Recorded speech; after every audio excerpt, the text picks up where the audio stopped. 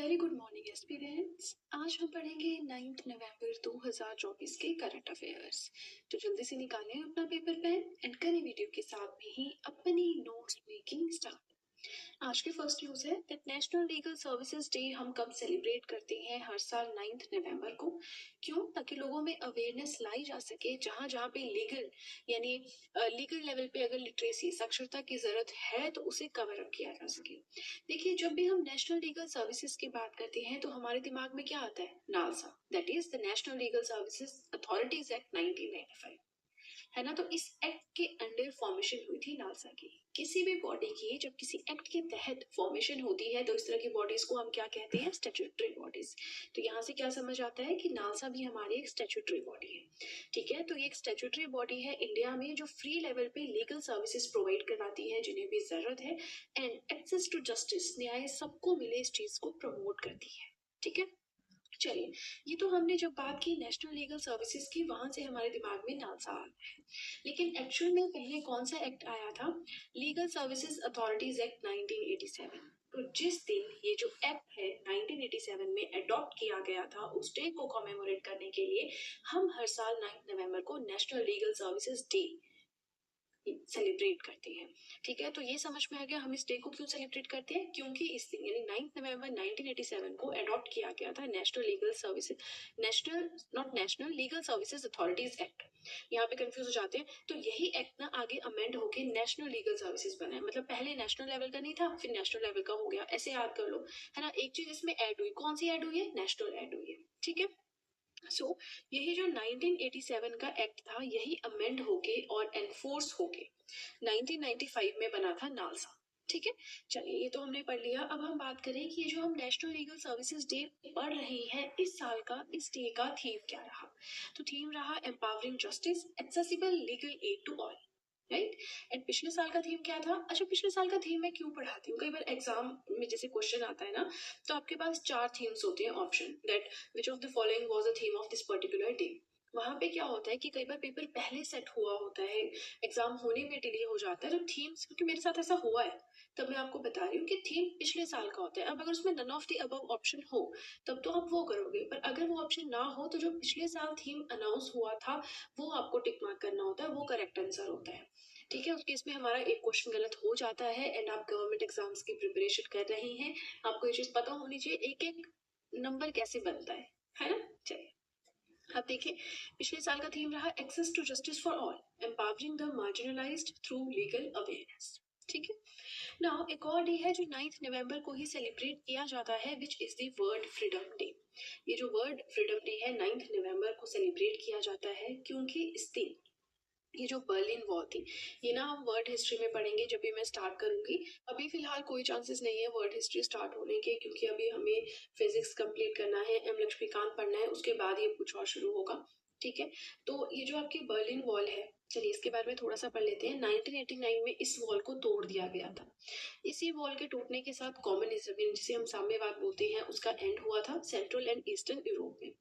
ये Berlin wall थी क्या? तो कंक्रीट की बढ़िया सी वॉल लगाई गई थी जो आपका जर्मनी है उसकी कैपिटल है बर्लिन। तो वहां पे ईस्ट एंड वेस्ट पार्ट को अलग करने के लिए 1961 से 1989 तक ये वॉल रही थी। बट इस वॉल को तोड़ने के बाद हम कंसीडर करते हैं कि ये पहला स्टेप था टुवर्ड्स जर्मन रीयूनिफिकेशन। समझ रहे हैं ना कि एक कंट्री है, उसकी कैपिटल है, कैपिटल को 2 पार्ट्स में तोड़ा गया है, उस वॉल को हटाया, तो एक तरह से ईस्ट एंड वेस्ट जर्मनी की रीयूनिफिकेशन हुई। तो उस चीज को हम सेलिब्रेट करते हैं as in World Freedom Day. ठीक है, वैसे ये हमारे जो नेशनल लेवल पे इम्पोर्टेंट नहीं है, लेकिन इंटरनेशनल लेवल पे it is very important concept, right. चलिए, थर्ड पॉइंट अपना देखिए, Uttarakhand foundation day, very very important. Uttarakhand है आपका, तेलंगाना है आपका, जम्मू एंड कश्मीर का बाइफिकेशन हुआ है ना। तो कुछ चीजें हमेशा इंपॉर्टेंट रहती है। अब जैसे उत्तराखंड है आपका, उत्तराखंड फाउंडेशन डे, तो उत्तराखंड पहले यूपी के साथ था, फिर जब ये अलग हुआ तो इसका नाम उत्तराखंड नहीं था। 2000 में 9 नवंबर को जब ये अलग हुआ तो इसका नाम था उत्तरांचल। 2000 से 2007 तक इसका नाम उत्तरांचल ही रहा है। 2007 में जो नाम चेंज हुआ है उत्तराखंड। ठीक है ना, 9 नवंबर 2000 को जब ये बनी थी तब ये 27th स्टेट थी इंडिया की। अब आपके लिए क्वेश्चन है, टोटल आज की डेट में 2024 नवंबर में कितनी स्टेट्स हैं इंडिया में? फटाफट से बताएं मुझे कमेंट सेक्शन। ठीक है, चलिए, इसी के साथ फर्स्ट फेज होता है कंप्लीट। कोई भी डाउट हो कमेंट सेक्शन में पूछ सकते हैं। वीडियो पसंद आ रही हो लाइक जरूर कीजिएगा। इसी के साथ आप सभी से रिक्वेस्ट है वीडियो के साथ में नोट्स बनाते चले। नोट्स मेकिंग तो किसी भी हालत में स्किप नहीं होनी चाहिए। किसी दिन आप नए नोट्स बना पा रहे हैं, कहीं जा रहे हैं, नहीं स्टडी कर पा रहे, नेक्स्ट डे अपना पेंडिंग काम पूरा करना ही करना है। बिकॉज आई नो फैमिली होती है, कुछ ना कुछ चला रहता है। पहली चीज तो आपको स्किप करने की कोशिश करनी है एटलीस्ट 1-2 साल, जब तक कि नई एग्जाम क्लियर होता। बट कुछ ऐसे होते हैं नॉन स्किपेबल होते हैं, है ना, फंक्शंस नहीं आप स्किप कर सकते। तो उस केस में जो भी आपका रहता है उसको नेक्स्ट डे कवर करो, ठीक है। चलिए, तो अब सीधे चलते हैं अपने सेकंड पेज की ओर। आज का फोर्थ पॉइंट है that compensation for human health in wildlife attack has been increased by Madhya Pradesh government from 8 lakhs to 25 lakhs। अगर किसी भी ह्यूमन की डेथ किसी भी एनिमल के अटैक से होती है, वाइल्ड लाइफ अटैक से होती है, तो मध्य प्रदेश गवर्नमेंट ने पहले उसके लिए कंपनसेशन यानी हर्जाना रखा था 8 लाख। इसका मतलब कि अगर किसी पर्सन की डेथ होती है किसी एनिमल के अटैक से तो उसकी फैमिली को 8 लाख दिया जाएगा। लेकिन अब ये अमाउंट इंक्रीज करके 25 लाख कर दिया गया है। ये चीज क्यों न्यूज में आई? क्योंकि रिसेंटली एक एलिफेंट ने 2 लोगों को मौत के घाट उतार दिया। कहाँ पे? मध्य प्रदेश के उमारिया डिस्ट्रिक्ट के बंधवगढ़ टाइगर रिजर्व। तो इस चीज को ध्यान में रखते हुए पहले तो डेफिनेटली कुछ लिए जाएंगे यहाँ पे स्टेप्स कि कैसे इस चीज को रोके। बट अगर ऐसा कुछ हो भी जाता है, बिकॉज कुछ ना कुछ हो जाता है ना, इतना टाइगर रिजर्व है, इतना सब कुछ है, तो उस केस में 25 लाख रुपए पर person to the family of that deceased person दिया जाए, ठीक है। फिफ्थ पॉइंट देखिए, new Indian consulate has been inaugurated. अच्छा, इंडियन कॉन्सुलेट क्या होता है? पहली चीज तो जैसे हाई कमिश्नर होता है या कोई ऑफिसर जो अपनी कंट्री के इंटरेस्ट को प्रोटेक्ट करता है। फॉर एग्जाम्पल यहाँ पे हम बात कर रहे हैं ऑस्ट्रेलिया की, तो ऑस्ट्रेलिया में एक इंडियन कॉन्सुलेट रखा जाएगा। मतलब ऑस्ट्रेलिया में जो इंडियन लोग रह रहे हैं उनके बेनिफिट के लिए वो वहां पे उनके इंटरेस्ट को बचा के रखेगा, उनका किसी भी लेवल पे नुकसान ना हो उनका ध्यान रखना है ना। इस तरह से ध्यान ऐसे नहीं कि खाना पानी दे रहे हैं उनको, बट हाई लेवल पे ये जो आपका वीजा वगैरह का होता है इस पे सारा ध्यान रखना, ठीक है। चलिए, तो मैंने आपको एक्स्ट्रा बताया। अब इंडियन कॉन्सुलेट नई खोली गई है इंडिया के external affair minister S Jaishankar ji के द्वारा ब्रिस्बेन में। ब्रिस्बेन जो है एक सिटी है ऑस्ट्रेलिया में, इसकी कैपिटल नहीं है ऑस्ट्रेलिया, ये चीज आप समझ लो। ऑस्ट्रेलिया की कैपिटल मैं खुद से कंफ्यूज होती थी पहले, तो मैंने याद किया था उस टाइम एसी करके। Australia Canberra. कभी भी ऑस्ट्रेलिया बोलो एसी बोल दो, एसी सी फॉर कैनबेरा, है ना। या तो आपने बढ़िया से याद कर लिया वो तो बात ही अलग है, बट नहीं याद किया तो आप ऐसा कुछ कर सकते हो, है ना। हम ब्रिस्बेन में खोली है नई इंडियन कॉन्सुलेट। इसी के साथ एक्सटर्नल अफेयर मिनिस्टर मतलब वहां पे गए जब उन्होंने उद्घाटन किया, मतलब वो वहां पे प्रेजेंट थे, है ना। तो इसी के साथ ये उनका 5th ट्रिप था ऑस्ट्रेलिया के लिए एंड पहला ट्रिप था ब्रिस्बेन के लिए। अब ये ब्रिस्बेन एंड कैनबेरा का क्या कंसेप्ट है ये हम देख लेते हैं। जैसे इंडिया में स्टेट्स है, यूटीज है ना, वैसे ही ऑस्ट्रेलिया को जो है 6 स्टेट्स में जो है तोड़ा गया है। 6 स्टेट्स है। कौन कौन सी है? Western Australia, Northern Territory, South Australia, Queensland, New South Wales and Victoria, ठीक है। ये पूरा ऑस्ट्रेलिया का मैप है। आप वर्ल्ड मैप आपने सामने लगाया होगा, वहां पे देखिए ऑस्ट्रेलिया बिल्कुल अलग से दिखाई देता है ना। चलिए, 6 स्टेट्स हमने देख ली। अब ऑस्ट्रेलिया की कैपिटल जो कैनबेरा है, ये है देखो कैनबेरा। तो ये जो कैनबेरा है ये लोकेटेड है न्यू साउथ वेल्स में, ठीक है। कैनबेरा लोकेटेड है न्यू साउथ वेल्स में। क्वेश्चन आ चुका है इसलिए मैं यहाँ पे डिस्कस कर रही हूँ, अदरवाइज मैं इतना सब क्यों पढ़ाती है, सब स्किपेबल था आराम से, है ना? अब देखो जो कैनबेरा है कौन सी ऑस्ट्रेलियन स्टेट में लोकेटेड है? न्यू साउथ वेल्स में लोकेटेड है, ठीक है। अब हर एक स्टेट की अपनी कैपिटल है। जैसे अगर इंडिया की बात करें, आपका राजस्थान है, हिमाचल है, उत्तराखंड है, महाराष्ट्र है, तेलंगाना है, आंध्र प्रदेश है, नागालैंड है, सबकी अपनी अपनी कैपिटल है। ओवरऑल इंडिया की कैपिटल क्या है? न्यू दिल्ली। वैसे ही यहाँ पे जो 6 स्टेट्स हैं सबकी अपनी अपनी कैपिटल। न्यू साउथ वेल्स है ना, इसकी कैपिटल है सिडनी, ठीक है ना, capital of New South Wales. लेकिन ये जो कैनबेरा है which is the capital of whole country, वो भी न्यू साउथ वेल्स में लोकेटेड है। I hope you understand. And Brisbane का क्या कंसेप्ट है? क्वींसलैंड की कैपिटल है, राइट। क्वींसलैंड की कैपिटल है जहां पे हमारे external affairs minister S Jaishankar ji ने नया इंडियन कॉन्सुलेट का इनॉग्रेशन किया। आई होप पूरा फंडा आपको समझ में आ गया। आगे चले, 6 पॉइंट अपना देखें। एक कन्नड़ शॉर्ट फिल्म है जिसे रिसेंटली नॉमिनेट किया गया है ऑस्कर्स के, ऑस्कर्स 2025 के, ठीक है। कौन सी कैटेगरी में? Live action short film category. अब इस मूवी का नाम क्या है भाई? इस मूवी का नाम है ये, कंफ्यूज नहीं हो जाना क्या क्वेश्चन है। कन्नड़ शॉर्ट फिल्म जिसे नॉमिनेट किया गया, अभी प्राइज नहीं दिया गया, ठीक है, जिसे नॉमिनेट किया गया है Oscars 2025 live action short film category में। उस मूवी का नाम है Sunflowers were the first one to know. Sunflowers were the first one to know. इसको प्रोड्यूस किया गया है FTII, that is Film and Television Institute of India, and direct किया गया है चित्तनंदा एस नायक के द्वारा।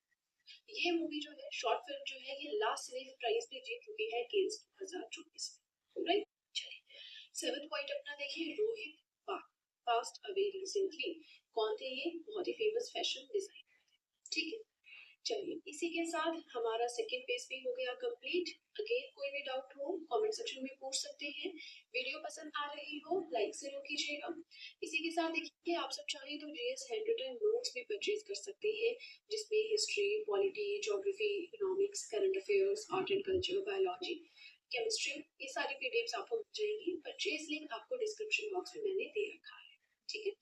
Price details and further PDF के रिलेटेड डिटेल्स सब कुछ आपको इस लिंक पे जाके मिल जाएगी। इसी के साथ आप सब चाहें तो मुझे इंस्टाग्राम पे फॉलो कर सकते हैं। आप सब चाहें तो मुझे टेलीग्राम अकाउंट पे ज्वाइन कर सकते हैं। इन दोनों चीजों का लिंक भी मैंने डिस्क्रिप्शन बॉक्स में दे रखा है, राइट। चलिए, तो सीधे चलते हैं अपने थर्ड और अपने लास्ट पेज की ओर। आज का 8th point, first Asian Buddhist summit कहाँ पे दिल्ली में हुई है? पहली एशियन मतलब एशिया कॉन्टिनेंट लेवल के बुद्धिस्ट समिट न्यू दिल्ली में हुई है। ऑर्गेनाइज की गई आईबीसी के द्वारा in collaboration with government of India. ये आईबीसी क्या है? The international Buddhist confederation. ये कोलैबोरेट करके मिलके इंडियन गवर्नमेंट के साथ इसे ऑर्गेनाइज किया। इस समिट का थीम क्या रहा? इस साल का पहला समिट है ना, तो ये हम देख लेते हैं। एशियन समिट की हम बात करें, एशिया कॉन्टिनेंट लेवल पे, तो इसका थीम रहा रोल ऑफ बुद्धा धामा इन स्ट्रेंथनिंग एशिया। एशिया में बौद्ध धर्म के ऊपर ये समिट है ना। इसका इनॉग्रेशन हमारे इंडियन प्रेसिडेंट द्रौपदी मुर्मू जी के द्वारा किया गया है। यहीं पे अगर हम बात करें, ये है हमारी एशिया लेवल की, बार बार मैं इस चीज पे फोकस कर रही हूँ, मतलब कुछ तो अलग बात है यहाँ पे।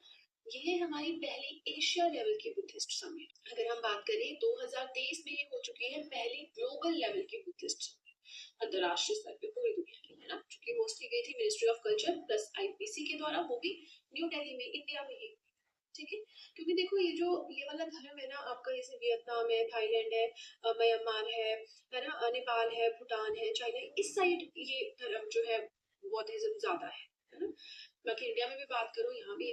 तो ये क्यों हुआ है? Address contemporary challenges faced by Buddhist community. बौद्ध धर्म के लोग, ये जो कम्युनिटी है आज डेट में क्या चैलेंजेस फेस कर रही है, उसके ऊपर डिस्कशन की, ठीक है।